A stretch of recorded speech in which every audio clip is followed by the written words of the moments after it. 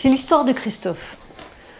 Christophe, c'est un gaillard, pouf, une armoire à glace. Et puis, avec un grand front. Ce qui veut dire qu'il en a là-dedans. Ouais, Christophe, il bricole pas, il fait de l'informatique. Alors, il est toujours derrière un écran, et il passe sa vie derrière un écran, et il fait de l'informatique. Ouais. Mais pour s'entretenir, eh ben, il part courir. Non, pas tous les jours, mais presque. Et il fait le tour de la ville où il habite, il fait le tour comme tous les joggers. Il court, Christophe. Et puis, il se met des trucs là dans les oreilles, avec son iPad. Et puis, avec son film, évidemment, avec la musique de son choix, il a devant lui tout son panorama et il court. Le voilà, le réalisateur de ses rêves. Le voilà, le héros de son film préféré. Ah, Christophe, tous les jours, enfin, s'il pouvait tous les jours, autant qu'il peut, en tous les cas, il court. Et puis alors, ce qu'il aime dans courir, c'est ce rebond que lui donne la terre. Ça, il aime ça. Et vraiment, il sent tout son corps bouger. Il sent son cœur bouger. Il sent tout bouger. Et il est là avec la musique. Et... oh, c'est un moment extraordinaire. Arrêt total, à 150 mètres de lui, un félin. Un grand félin, avec des oreilles pointues, avec son regard de félin, avec sa longue queue et ses pattes très tactiles de félin. Il est arrêté sur le chemin de Christophe et regarde Christophe le félin. Il renifle l'odeur de Christophe le félin. Il hume l'air. C'est dans une côte. Christophe enlève la musique, c'est plus du tout approprié à l'image qu'il a devant lui. Il est figé, immobile. S'il pouvait empêcher son cœur de battre, il le ferait. S'il pouvait devenir un arbre juste maintenant, il serait un arbre juste maintenant. Cet instant incroyable, un instant. Le monde s'arrête, tout se fige.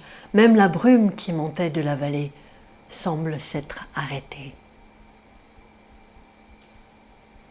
Et puis, le félin tourne sa tête d'un côté, de l'autre.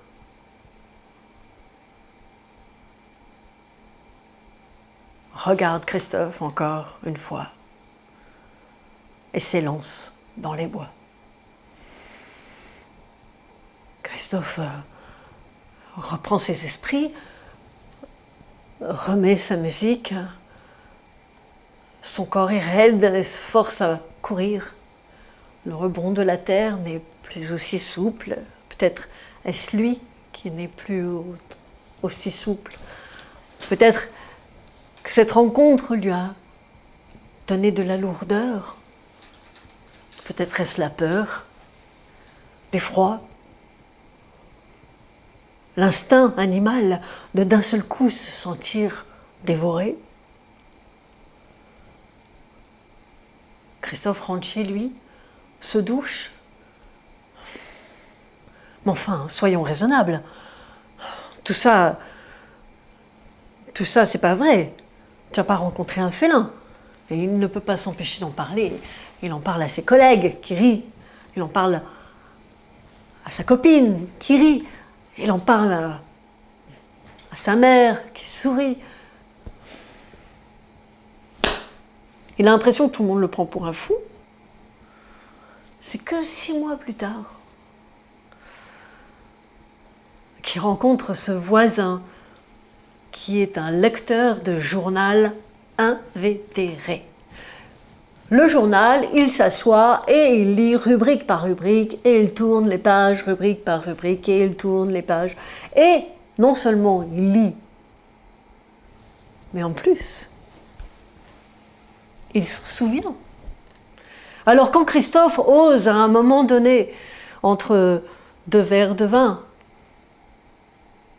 lui raconter cette histoire de félin, l'homme lui dit, mais je sais très bien quand est-ce que c'était. C'était le 29 septembre. Oui, absolument, c'était le 29 septembre. Comment tu le sais? Eh bien, je m'en souviens. C'était écrit dans le journal le lendemain qu'une panthère s'était échappée. Non, on ne l'a jamais retrouvée. Mais, crois-moi, si un jour on la retrouve, ça serait bien de la ramener au zoo quand même.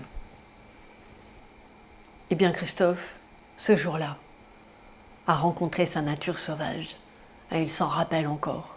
Alors si jamais vous avez une petite histoire, un petit témoignage, quelque chose qui vous dit que la conscience est là et que le vivant est conscient et que cette terre est vivante et consciente, eh bien, que nous sommes tous en interaction, n'hésitez pas, écrivez sur mon blog, racontez-moi votre histoire. Si elle rentre dans mon cœur, je la raconterai à tout le monde.